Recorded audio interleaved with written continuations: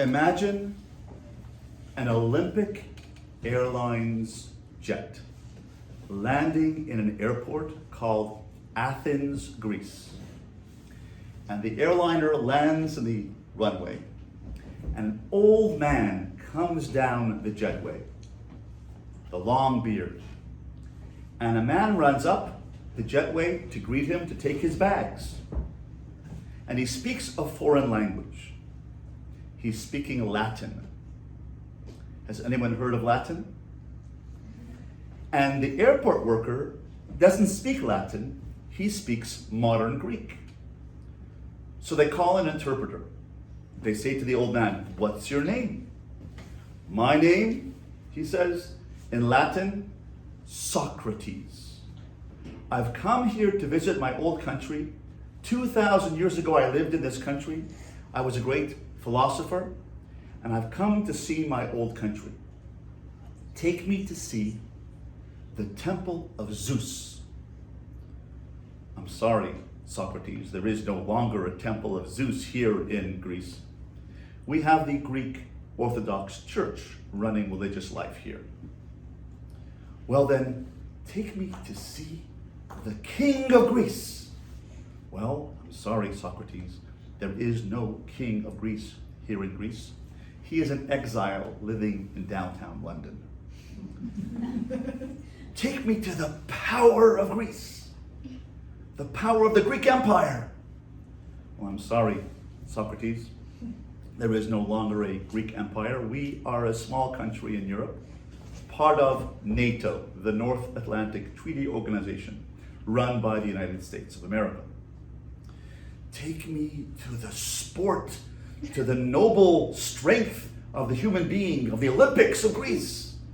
"I'm sorry, we don't have any Olympics here in Greece. We have them in Beijing, we have them in Barcelona, but we don't have them in Greece anymore. We don't have the capacity to have an Olympics here in Greece. But we do have a basketball team. And the basketball team played in the European finals against the Israeli basketball team last month, and we lost to the Israeli team. So much for the power of Greece. Take me to the art of Greece." "I'm so sorry, Socrates, there is no great artists here in Greece anymore." So we have here the same country, Greece. A great philosopher, Socrates, comes to visit his old country, but they're not speaking the same language. It's the same country, the same geography, but the language is different. The culture is different. The belief system is different. The faith system is different. Everything is different. Now, I want you to imagine an Alitalia Airlines jet landing in Rome. An old man comes down the jetway. An airport worker goes up to greet him. They're not speaking the same language. The old man is speaking Latin. The airport worker is speaking Italian. They call an interpreter. "What's your name?" "My name," says the old man, "Julius Caesar. Veni, vidi, vici. I've come to see and to conquer. Take me to the temple of Jupiter." "I'm sorry, Caesar, there is no longer a temple of Jupiter running religious life here. We have something called the Vatican, which is running religious life here in Italy. And it's run by the Pope, who was born not here in Italy, but born in Argentina, Pope Francis." "Oh," says Julius Caesar, "take me to the power of Rome, the Senate of Rome." "Well, we have a government in Italy, which is not a very effective government, run by scandals here in Italy. So unfortunately, there is no great power of the Senate of Rome." "Take me to the colonies of Rome. I want to see Britannia. We used to own Britannia." "Well, I'm sorry, Caesar, Britannia is now an independent country called Great Britain. Take me to Hispania." "I'm sorry, Julius Caesar, the country is now called Spain. It's an independent country. Take me to Gaul." "I'm sorry, Caesar, it's now run by France, an independent country. Take me to Judea. Judea, we have Caesarea, we have great power in Caesarea. It's a province of Rome. Judea, well, I'm sorry, Caesar, Judea is now called Israel, and it's an independent country for the past 72 years. Take me to the art of Aurelius. Well, we don't have too much art here anymore. We have a filmmaker named Fellini, and we have a Gucci bag and an Armani fashion director. But other than that, we don't have art of Rome anymore. The same country, Rome, now Italy. The same geography, but the culture is different. The faith is different. The language is different. Now imagine an El Al Airlines jet landing where? In Ben Gurion Airport in what city? Take me. Tel Aviv. Tel Aviv in Israel. An old man comes down the jetway. A young worker comes up to greet him to get his bags. They don't have to call an interpreter. The old man says, Shalom Aleichem.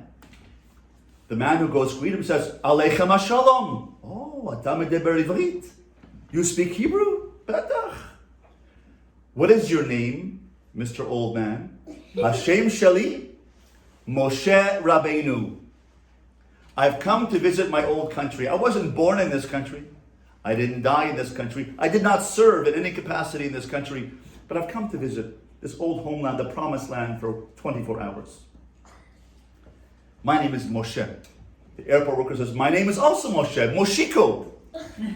I come from Tbilisi, Georgia. Moshe Rabbeinu says, אתה מדבר עברית? בטח.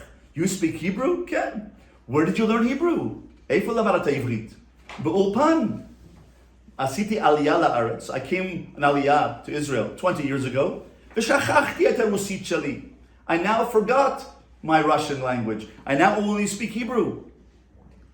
אתה מדבר עברית, אותו הלשון שאני מדבר? You speak language? The same Hebrew that I speak? Moshe Rabbeinu says, I forgot my talit and my tefillin.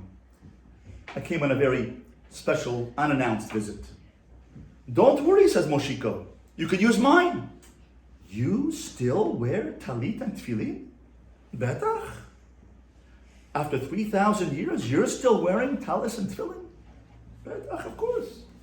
Well, it's time, it's 7 o'clock in the morning. It's time for the Shaharit morning service. Do you know what that is? Betach. Where would I pray? We have 2 synagogues in the airport terminal. One for arrivals and one for departures. Come with me and we'll go daven Shaharit together. They stand together and they're davening Shaharit.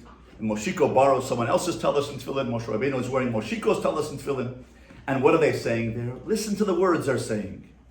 Moshe uvenei Yisrael lecha anu shira v'simcha rabba v'amru chulam. Moshe and the Jewish people sing the song of the Shira. Moshe Rabbeinu says, after davening, he says, they're still singing the song that I sang with the Jewish people? When we split the sea and crossed the sea and thanked Hashem for splitting the sea, the same song 3,335 years ago? Betach. Kol yom. Every day. Every Shacharit. Every Shabbos. Every Yom Tov. We're saying the same tefillah that Moshe Rabbeinu said, in the same language, in the same homeland, with the same culture, with the same faith, with the same talis and tefillah. What is the secret of the immortality of the Jewish people? The Greek Empire is no longer. The Roman Empire is no longer. But the Jewish people, this coming Sunday night, are going to light Channukah candles. Where? In London, in Argentina, here in Baltimore, in New York, in Brazil, in Italy, and in Greece. All around the world, each of us, and each of you in your homes, with your parents, are going to light the Channukah candles. The secret of immortality is not believing in Hashem, it's doing for Hashem. It's doing mitzvot, acting. Not only believing, but acting on that belief and lighting a candle, doing a mitzvah. And there's a machlokes in the Gemara. There's an argument in the Gemara as to how many lights you light on the first night. Have you ever heard of this argument in the Gemara? According to Shammai, how many lights do you light on the first night? Can anyone tell me? 8. And the second night, according to Shammai, how many? 7. And the next night? And the last night, according to Shammai, you light how many? Excellent. What's your name? Bina Bela. Beautiful. According to Hillel, on the first night you light how many? 1. The second night? 2. The third night? 3. We ma'alin bekodesh. We go up in Kedusha. We add sanctity. We add Kedusha. And the last night we light 8. So the commentaries, Tzedek Ure'ena, explains what is this machlokas? What is this argument? Shammai says, you know when you start a new project at school, or a new school year, or a new homeschool group, what do you start off with? 8 candles burning bright. A lot of energy. Give me another word for energy. Ruach. Passion. Beautiful. Ruach. What another word? Enthusiasm. Excitement. That's represented by 8 candles burning bright. But after the first day of the group, and after you get some homework, and after you're a bit tired, and after you have to clean up your room, and after you have to do some chores, and after you have to clean up, you get a little tired, and the next day your excitement goes a little bit down, and you go from 8 candles burning bright to 7 candles. And then the next night after that, you get a little more tired, and you go down to 6 candles. And after that, 5 candles. And then after 8 days, what are you left with? 1 candle. So Shammai is a realist, and he says that's how life works. When you start off a new project, or a new project at school, or at homeschool, or homework, or a new chapter in math, or a new friendship, it's very exciting. But the next day it's not so exciting. And you lose energy and you go down in excitement. 8, 7, 6, 5, 4, 3, 2, 1. Is Hillel arguing? No, he's not arguing. Because there's a principle in the Gemara which says, Elu ve'elu divrei Elokim chayim. They're not arguing, they're both speaking about a different aspect of the truth. That's what the argument in the Gemara is. And that truth that Hillel is speaking about is this. Hillel is saying, it's true, Shammai, that after the first day, we lose energy, we lose excitement. Says Hillel, but it doesn't have to be that way. As soon as a Jewish person loses energy and loses excitement and loses the novelty after the first day, that's when we put in more energy. And we add more oil to the wick. And we add more oil to the Channukah. And we add more oil to the menorah. And we add more energy. Because we have to put in energy. It doesn't happen by itself. We have to respond to the natural course of events of losing energy, and we have to put in more excitement.